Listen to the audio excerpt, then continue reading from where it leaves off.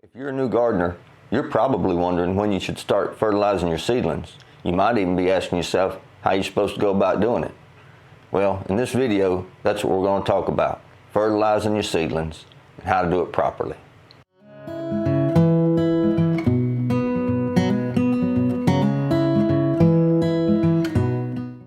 Well, hello backyard vegetable gardeners. Welcome to the Backyard Vegetable Gardening channel. Today's February the 16th, 2026. And as always, we sure hope you're having a great day. Well, last week on the channel, we got us some seeds started. So if you're one of those folks that started your seeds last week, you're probably wondering, when should I start fertilizing my new plants? Well, it's a good question to ask, and there's not a whole lot we have to really go over. I could give you a real quick rundown of the process, but it'd probably be better for you if you understand the what's and the whys. So most of us realize that we have to feed those plants or they're going to die. They need nutrition. But what a lot of people don't understand is there's enough nutrition found in that seed to spring forth life up to a certain point. That's why we can start our seeds in a nutrient-free medium such as the cocoa coir or the peat moss. Now, when we're talking about nutrients, there's 17 essential nutrients. 3 of those are found in the air and in the water. It's carbon, hydrogen, and oxygen. Now, we can't do much about providing those to our plants. Out in the garden, we can aerate the soil with some tillage, but other than that, that's really about what we do. Some people use biochar and that kind of thing, but at the end of the day, there's only 14 of those that we need to worry about. And specifically, when concerning our seedlings, we're really only worried about 3 out of those 14. Now, I'm going to give you a quick rundown of these 14 nutrients that we need to provide our plants. Without these 14 nutrients, your plant's not going to do well during its life cycle. As usual, when I get into something like this, I'm going to use some notes. They're right here in front of me. I might have to look down. Not embarrassed to admit it. I don't aim to be a celebrity on this YouTube channel. I'm just trying to be a blessing to folks. So I'm going to put up a caption here and you'll see it later. Right now as I'm filming, I'm just staring at a piece of paper. So we done discussed the 3 nutrients that are available in the air and in the water. Now we're going to talk about nitrogen, phosphorus, and potassium. These are what's called primary nutrients. And the reason they're called primary nutrients is because they have to be supplied in the largest quantities for our plants to do well. We got secondary nutrients: magnesium, calcium, sulfur. These nutrients are still important. The plants just don't need near as much as they do those NPK. And then we have what's called our micronutrients. Some people call them trace elements. You got boron, chlorine, copper, iron, manganese, molybdenum, and zinc. Now, I could go through a brief description of what all those are, but for the purpose of this video, I'm going to just keep it brief. When we're wanting to grow our plants indoors from seed, the thing you want to remember is nitrogen is going to be responsible for a lot of that green growth. So of course, we're going to be interested in giving the plants some nitrogen. When it comes to phosphorus, that's still important, but we're mainly interested in giving them plenty of phosphorus when they're at the blooming and fruiting stage. Now, the plant uses phosphorus in other stages of growth, but for the purpose of this video, that's what we're going to limit it to. And now your potassium, it's going to be used mainly to support the healthy function of the plant. Again, we could go into greater detail, but for the purpose of this video, we're keeping things real simple. So that's your N, P, and K. Nitrogen, phosphorus, and potassium. So when we're thinking about fertilizing our seedlings, those are the only 3 things that we're going to worry about right now. And with that being said, we're going to get into the questions. When should I start fertilizing my seedlings? Well, you got to know a little bit about plant biology to answer that question. As we said, that seed contains enough nutrients to spring forth life, that little sprout. Everything that that little bitty plant needs is going to be found in that seed. So what's going to happen is that little plant's going to come up and it's going to develop a first set of leaves. What those are called cotyledons, or seed leaves. At this point in the plant's development, there's no photosynthesis occurring.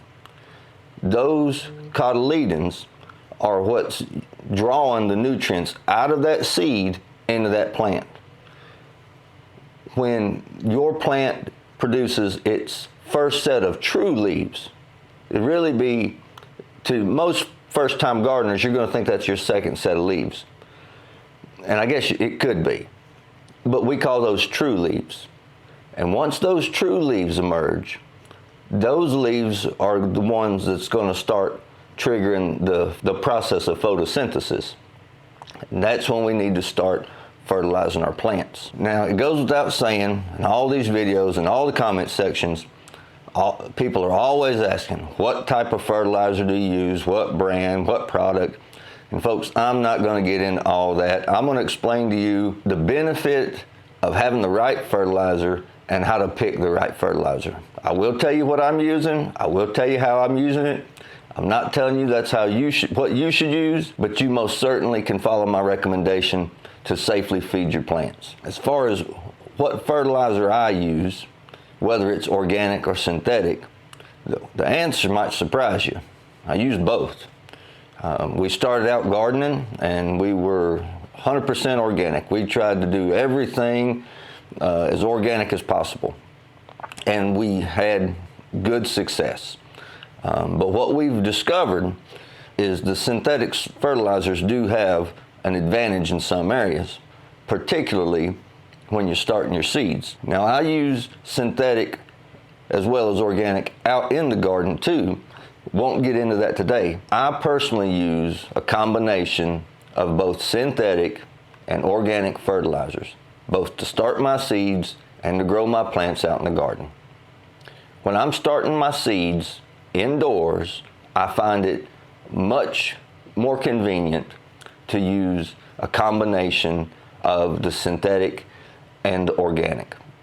I use the synthetic because I can get almost everything I need really quickly, and I don't have to smell the smell associated with a lot of the organic products. What I use to start my seeds is a combination of J.R. Peters Jack's Professional General Purpose 20-20-20 and Alaskan Fish Fertilizer 511. Before you go jump right out and buy that stuff and use it, you need to know, when you look at those instructions on the back of those packages, you're not going to find anything specifically for seedlings. Especially when it's concerning the synthetic fertilizers, that concentration is far too great for your seedlings. It'll damage them, it'll hurt them, and it's got to be diluted down significantly. With that J.R. Peters product, that Jack's Professional 20-20-20, I normally use 1 tablespoon per gallon out in the garden. I'm not going to do that on my plants. All that nitrogen would burn those plants up, it'd kill them. If you've ever looked on a package of Miracle Grow, or if you've bought the container of Miracle Grow, and it comes with that little scoop, it's got a big end and a little end. The big end is for feeding outdoor plants. That little end is for feeding indoor plants. It's a far less dose. But when we're doing our little bitty seedlings, we want even less than that.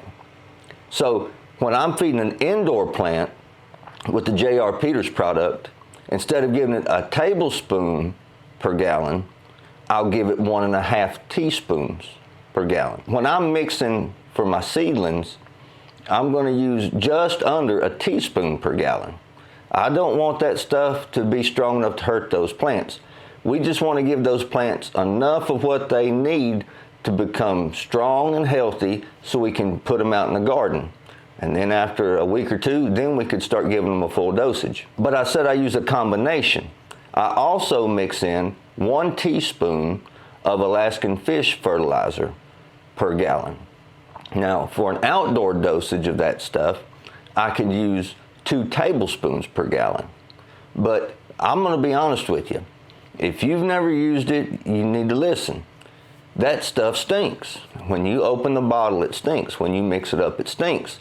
And when you pour it in your plants, the soil takes on a smell to it. Now, some people, that don't bother them too bad. Don't necessarily bother me that bad. But I don't want to smell it in my house. I don't want to smell it in my building. And to be honest with you, if you use that type of fertilizer outdoors, you need to be careful because it'll attract raccoons and critters like that because it smells that dead fish. But it's great fertilizer. A lot of micronutrients in that. Out in your garden, that Alaskan fish fertilizer, it will help maintain good soil health. Now, we're not worried about soil health with our little bitty seed starting trays, but we are interested in healthy plants, and that's what I do. Now, the next question would be, how often do I feed and water my plants? And this is going to vary just slightly depending on each case. As far as the general recommendation, you want to feed your young seedlings every 10 to 14 days. Now, personally, I feed mine every 7 to 14 days. And it depends on what I'm growing, how long I'm going to keep it inside, and how soon it is before I put them out in the garden. Like I said, we're trying to grow healthy plants that can survive being set outdoors, that grow big and tall, produce a lot of fruit. If we don't provide our plants with enough nutrition, they're not going to be as healthy as we want them to be.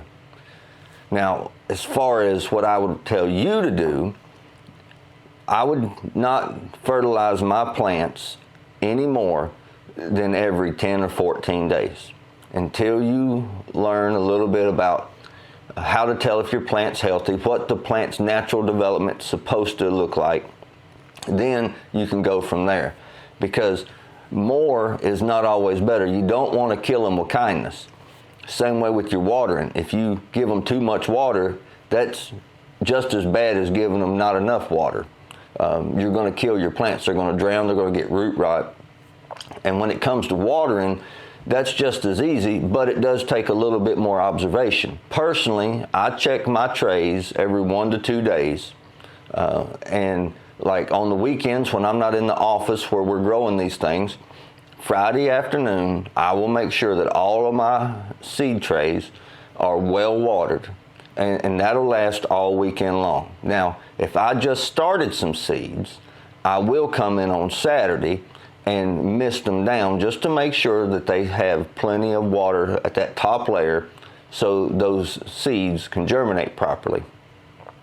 But as far as watering goes, it's really not that hard. I'm using cocoa core right now. There's a distinct change of color when that cocoa core is moist, when it's dry. It's a more lighter brown when it's dry, and it's a darker earthy color when it's wet. All I really got to do is walk by and look. Now, a trick I can tell you is you can pick up your seed trays, and you can generally tell if they're a little bit on the heavy side, they probably got moisture. If they're on the light side, you probably need to give them some water. But you don't want to give them too much water, just like you don't want to give them too much fertilizer. It's not good for your plants. So now that we've went over choosing the right fertilizer and how to use it, when to use it, how to water your plants, how much to water your plants, there's a few other things I will tell you, just general helpful tips for raising healthy seedlings indoors. Number one, and I hope you've already done this, get them under lights as quick as you can. Now, we talked about this in the other video, and it's very, very important. In fact, I might roll in some footage of some broccoli I started. And if you follow me on other social media, you'll have already seen the pictures. I started those seeds, and I kept them out from under the lights, which is something I normally don't do. And I missed one day. Them seedlings popped up, and they grew one whole day without me putting them under lights. They grew over 1 inch tall in one day. And now those plants are about 2 inches tall. Now, I'm not really that worried about it. I've got plenty of extra seedlings growing. Just going to nip them off as the other ones emerge, and we'll be good to go. But that's what's going to happen if you don't get those plants under light really soon. You don't have a large amount of time When those things pop through the soil layer, they're immediately hunting for light, and they'll stretch. And you don't want your plants to stretch. We call that being leggy. They don't get as strong as they should. They're not going to be as healthy as they should. Now, sometimes you can just plant them a little deeper in another cup and they'll be okay. That's not something I'd recommend you go out doing. Sure, try it, but don't depend on it. It might work, it might not work. And the second thing is something we've already mentioned before too, but it's worth repeating. Once your plants have emerged and they've started developing those true leaves, if you can, you want to get a fan on them. And if you can afford it, get them under some oscillating fans that go from side to side that stir them up, because what that stimulation does, it causes them to develop stronger stems and shoots. It just makes your plant healthy. Keeps the disease down too by moving that air, so the moisture, all the disease and spores that are attracted to the moisture is vacated away from those plants. So if you got any more questions about how to properly take care of your seeds, this was a short video. I didn't cover everything. I just gave you enough information to raise healthy seedlings. If you've got any more questions that you'd like to ask, I'd be happy to do my best to answer them if you leave me a comment. And if you found this video informational, if you've enjoyed it, won't you consider liking it, subscribing to the channel, and sharing it with your friends. And also, if you're not following us on other social media like Facebook and Instagram, I do post other content on those platforms that I can't quite post on YouTube. We've got the community tab here on YouTube and it's great, but those platforms offer a better platform for sharing that type of content. And as always, it's sure been my pleasure to be with you. I hope you're having a great day. See you on the next one.